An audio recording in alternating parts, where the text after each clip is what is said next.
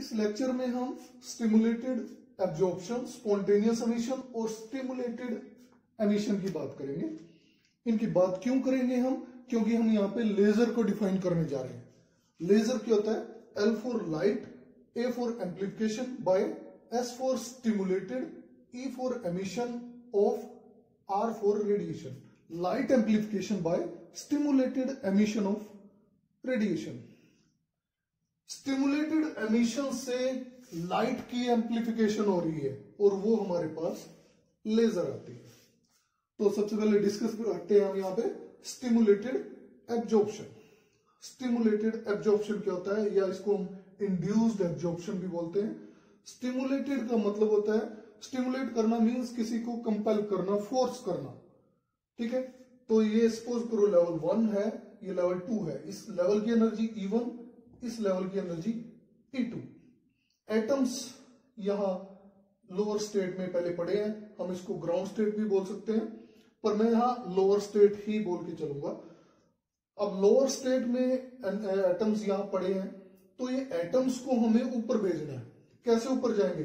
अगर मैं यहां पे कुछ एनर्जी दे दूं, एनर्जी कितनी? Equal to energy difference between these two levels. इन दो लेवल्स के बीच में जो एनर्जी डिफरेंस है, उतनी एनर्जी अगर यहां एटम्स को प्रोवाइड कर दे, तो ये एटम एनर्जी एब्जॉर्ब करेंगे और हायर स्टेट में चले जाएंगे। सपोज ये एनर्जी हमारी h न्यू है, तो h न्यू एनर्जी का हमने एक फोटोन इसके ऊपर इंसिडेंट कर दिया। ये एटम अब इस फोटोन को एब्जॉर्ब करेगा, एनर्जी ज्यादा होगी एटम्स की, और ये एटम हायर स्टेट में चला जाएगा। ठीक है, इसको बोलते हैं हम स्टिमुलेटेड या इंड्यूस्ड एब्जॉर्प्शन। अपने आप कुछ नहीं हो रहा, अपने आप एटम ऊपर नहीं जा रहा है।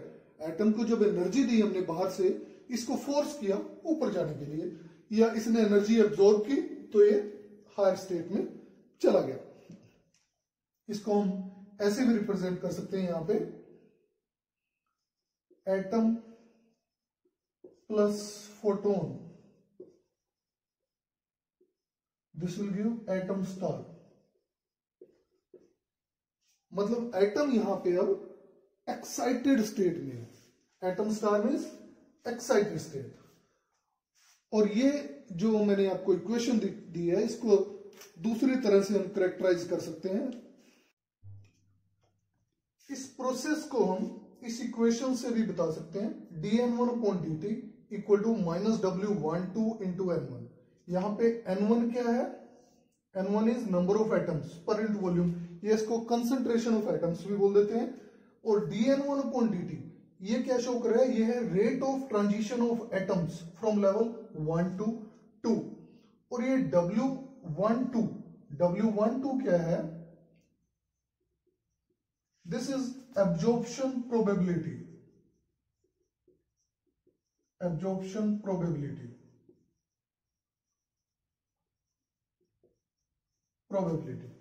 और माइनस साइन क्या इंडिकेट कर रहा है? कि नंबर ऑफ एटम्स स्टेट 1 से डिक्रीज हो रहे हैं।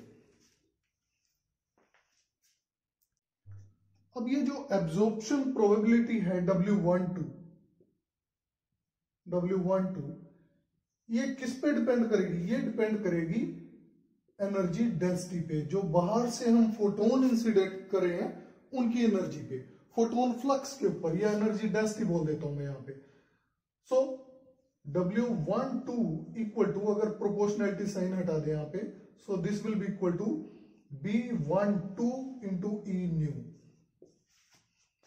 ओके, और ये B12 क्या है? What is this B12? B12 constant of proportionality है, जो लेवल 1 और लेवल 2 के कैरेक्टरिस्टिक्स के ऊपर डिपेंड करेगा। तो ये इक्वेशन, अगर नंबर 1 इक्वेशन थी यहां पे, सपोज ये इक्वेशन 1 थी, यहां इक्वेशन 1 में पुट कर दें अगर हम इसको, नंबर 2 को put number 2 in number 1, then we get dN1/dt equal to minus B12 E nu into N1। ये इक्वेशन नंबर 3 आ गया हमारे पास। dN1/dt equal to -B12 E nu into N1। और ये B12 हमारा आइंस्टाइन कोफिशिएंट है। This is Einstein coefficient.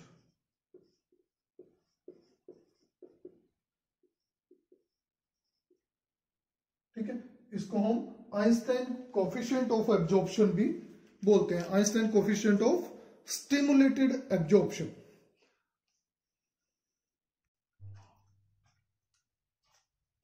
Stimulated absorption से हमने एटम्स को एक्साइट कर दिया हायर स्टेट में।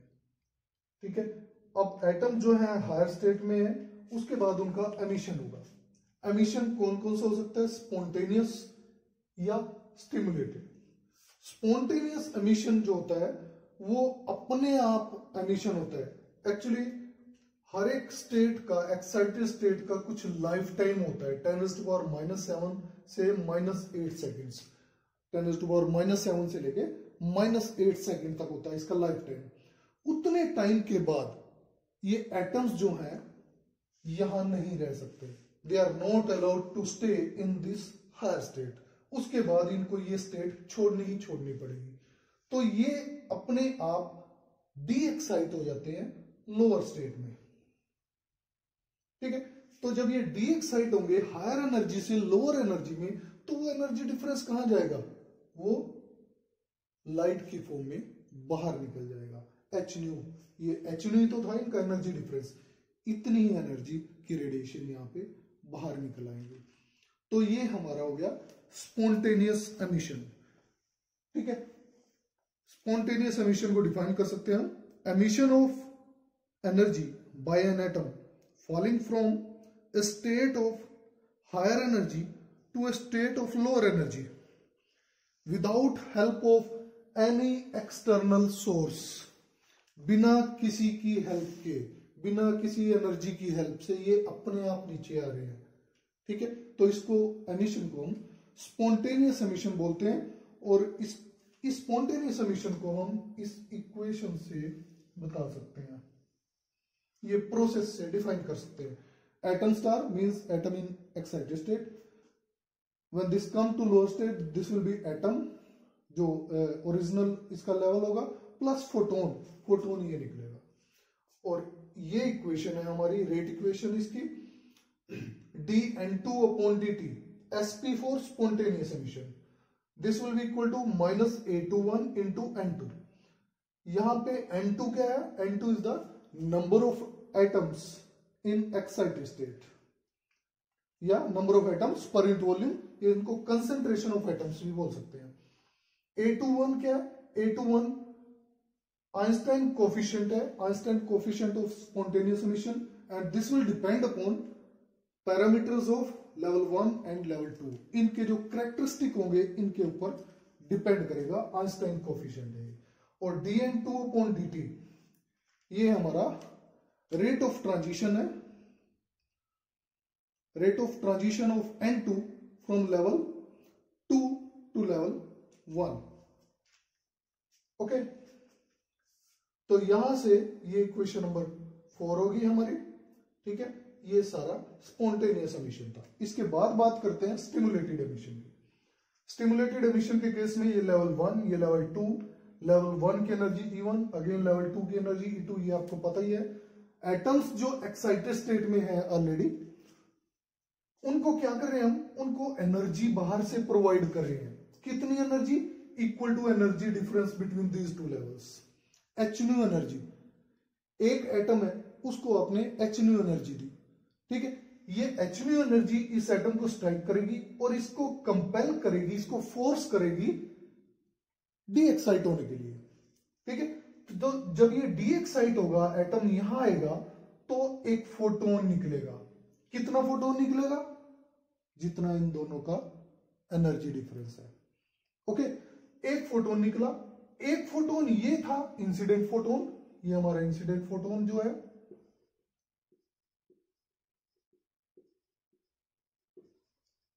Incident photon. अब ये 2 फोटोन आपके आउटपुट में आ रहे हैं, जब एक एटम डी एक्साइट हो रहा है तो आउटपुट कितने हैं, 2 फोटोन। ये दोनों फोटोन सेम फेज में होंगे क्योंकि इंसिडेंट फोटोन ही दूसरे फोटोन को के लिए रिस्पॉन्सिबल है, तो ये सेम फेज में होंगे। अगर सेम फेज में है दोनों फोटोन तो क्या होता है, एम्प्लीफिकेशन हो जाती है, सिग्नल की एम्प्लीफिकेशन होती है। और जब एम्प्लीफाई होता है तो इंटेंसिटी बढ़ जाती है क्योंकि intensity is directly proportional to square of amplitude. तो ये सारे लेजर के कैरेक्टरिस्टिक आ रहे हैं हमारे निकल के यहाँ पे। तो स्टिमुलेटेड एमिशन यहाँ पे इसलिए जरूरी है। ओके, तो ये स्टिमुलेटेड एमिशन के बारे में था। अब यहां पे भी कंडीशन या इक्वेशन क्या होगी, atom star, this will give atom plus photon, atom plus photon. Excited state में जो एटम है वो जब डी एक्साइट होगा तो एटम मिलेगा और एक एनर्जी रिलीज होगी फोटोन की फॉर्म में। ओके, इसको हम इक्वेशन से कैसे डिफाइन करेंगे, dN2/dt stimulated, this is for stimulated, ST for stimulated, this is equal to minus W, अब 1 2 था यहां हम 2 1 बोल देंगे, into N2। अब दोबारा फिर N2 क्या है यहां पे, concentration of atoms in level 2 या number of atoms per unit volume in level 2। dN2/dt stimulated के केस में क्या है, this is rate of transition of atoms from level 2 to level 1। और ये W21 ये क्या है हमारी, ये this is stimulated emission probability, emission probability, this is stimulated emission probability. और ये स्टिमुलेटेड एमिशन प्रोबेबिलिटी या stimulated transition probability W21 this is directly proportional to E nu. Energy density या फोटोन फ्लक्स के ऊपर ये डिपेंड करेगा, जितने ज्यादा फोटोन होंगे उतने ज्यादा एटम्स डी एक्साइट होंगे। तो ये प्रोपोर्शनैलिटी साइन को हटाने के लिए हम W21 equal to B21 into E nu. Okay, इसको नंबर 5 इक्वेशन में पुट कर दें अगर हम, तो हमारे पास आ जाएगा dN2/dt stimulated, this is equal to minus B21 E nu into N2। Equation number 6 आ गई। अब यहां पे B21 क्या है, this B21 again is third Einstein coefficient, Einstein's coefficient, इसको हम Einstein coefficient of stimulated emission भी बोलते हैं। अब इसके बाद हम relation between Einstein coefficients discuss करेंगे। अब ये 3 इक्वेशंस हैं हमारे पास, dN1/dt equal to minus B12 E nu N1 stimulated absorption के केस में, ये हमारी स्पॉन्टेनियस एमिशन के केस में, और ये स्टिमुलेटेड एमिशन के केस में। अगर हम इक्विलिब्रियम की बात करें, इक्विलिब्रियम पोजीशन पे, एट इक्विलिब्रियम, उस केस में dN1/dt will be equal to dN2/dt spontaneous plus dN2/dt stimulated। जितने एटम्स लोअर स्टेट से हायर स्टेट में जा रहे हैं उतने एटम हायर से लोअर में आ रहे हैं, ये इक्विलिब्रियम का मतलब है।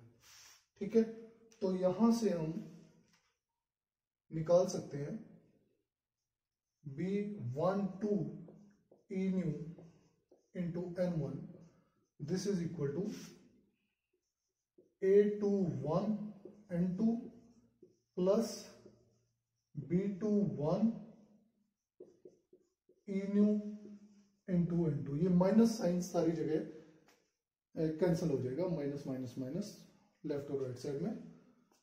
ओके, अब यहां से हमें एनर्जी डेंसिटी के लिए रिलेशन निकालना है। ओके, तो एनर्जी डेंसिटी के लिए रिलेशन निकालेंगे, उसके बाद रिलेशन बिटवीन आइंस्टाइन कोफिशिएंट्स निकालेंगे। तो इसको हम लिख सकते हैं A21 plus B21 into E nu into N2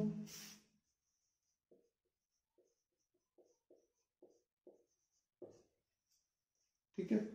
तो जब E न्यू चाहिए हमें, तो ये आ गया आपका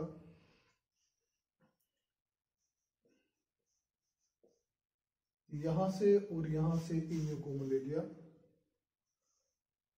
B12 N1 minus B21 N2 and this is equal to A21 into N2, A21 into N2। Okay, ये साथ में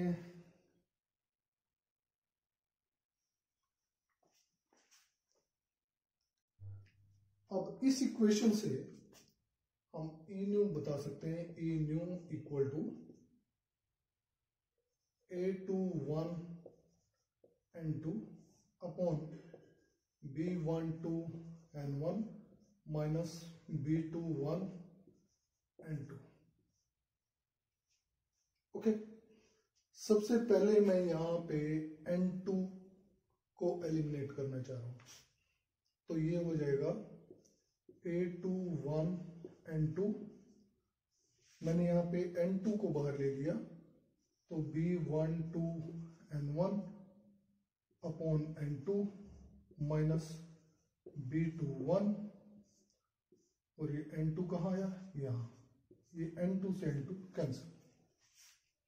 ओके, उसके बाद अब मैं इस B21 को यहां से एलिमिनेट करना चाहता हूं, यहां से निकालना चाहता हूं, तो ये आ गया आपका A21 अपॉन B21 कॉमन ले लिया,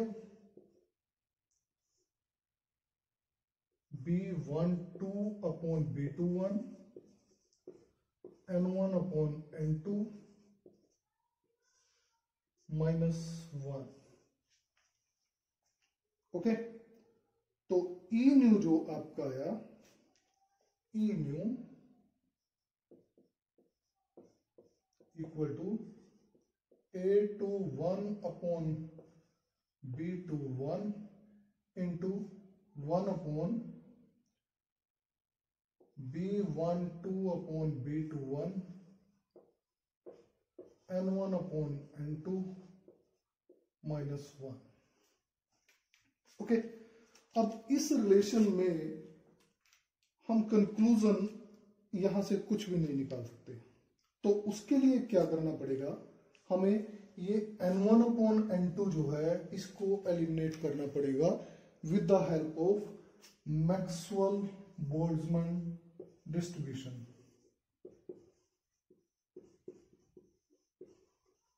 Maxwell Boltzmann distribution.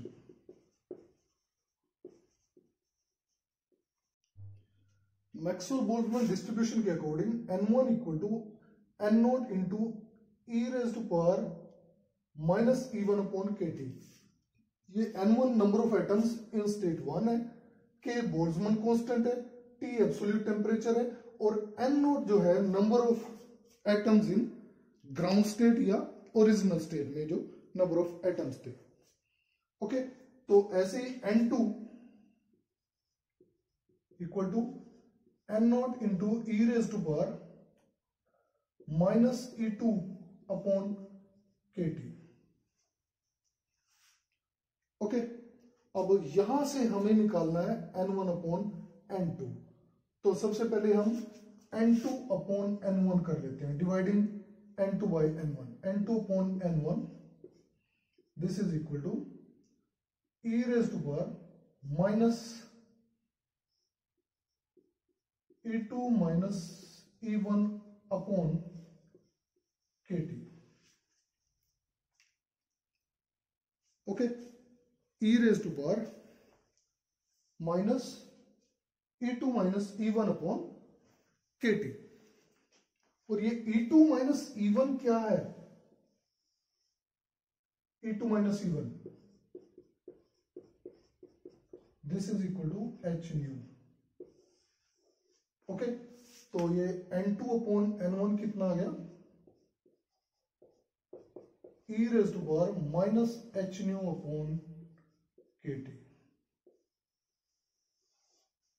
e raise to power minus h nu upon KT। अब हम यहां पे N1 अपॉन N2 की वैल्यू पुट कर देते हैं। e nu equal to A21 upon B21 into 1 upon B12 upon B21। N1 upon N2 कितना है? e raise to power h nu upon KT, क्योंकि N2 अपॉन N1 आपका e raise to power minus h nu upon KT आया था। तो N1 upon N2 कितना आया? e raise to power h nu upon KT। Put कर दी हमने वैल्यू -1। ओके, ये नेक्स्ट इक्वेशन होगी। अब इस इक्वेशन को हम कंपेयर करेंगे प्लैंक्स लॉ से, प्लैंक्स रेडिएशन लॉ से कंपेयर कर लेंगे इस इक्वेशन को हम। Comparing this with, comparing above equation with Planck's radiation law।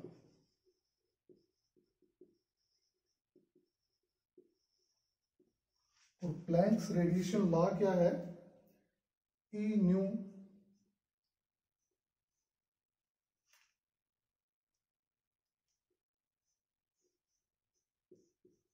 Equal to 8 pi h nu cube upon c cube into 1 upon e raise to power h nu upon KT -1। ये आपका Planck's radiation law है। 8 pi h nu cube upon c cube into 1 upon e raise to power h nu upon KT -1। इन दोनों equations को compare करते हैं हम यहां पे। इन दोनों इक्वेशन को कंपेयर करते हैं।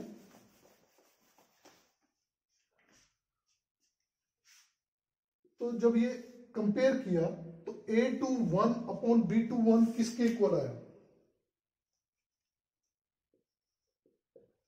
A21 अपॉन B21 ये आया हमारा 8 pi h nu cube upon c cube. h Planck's constant है, न्यू फ्रीक्वेंसी है, c वेलोसिटी ऑफ लाइट है। 8 pi h and c these are constant. तो A21 upon B21 this is directly proportional to nu cube. Okay, तो हम यहां से बोल सकते हैं कि probability, ratio of probability of spontaneous emission to the probability of stimulated emission is directly proportional to cube of frequency। किस किस का रेशियो? स्पॉन्टेनियस एमिशन की प्रोबेबिलिटी और स्टिमुलेटेड एमिशन की प्रोबेबिलिटी की रेशियो किसके डायरेक्टली प्रोपोर्शनल है? न्यू क्यूब के, फ्रीक्वेंसी के क्यूब के। ओके, अब और कंपेयर करते हैं इसको। यहां से जब इसको कंपेयर कर रहे हैं हम, तो ये B12 अपॉन B21 किसके इक्वल आ गए? इस फैक्टर को देखिए आप, यहां से इसके साथ 1 है, तो ये B12 upon B21 this is equal to 1। So यहां से हम कंक्लूड करते हैं B12 equal to B21। B12 equal to B21, ये आपका Einstein coefficient of stimulated absorption equal to Einstein coefficient of stimulated emission, यानी probability of stimulated absorption is equal to probability of stimulated emission. Absorption और emission की probability same है।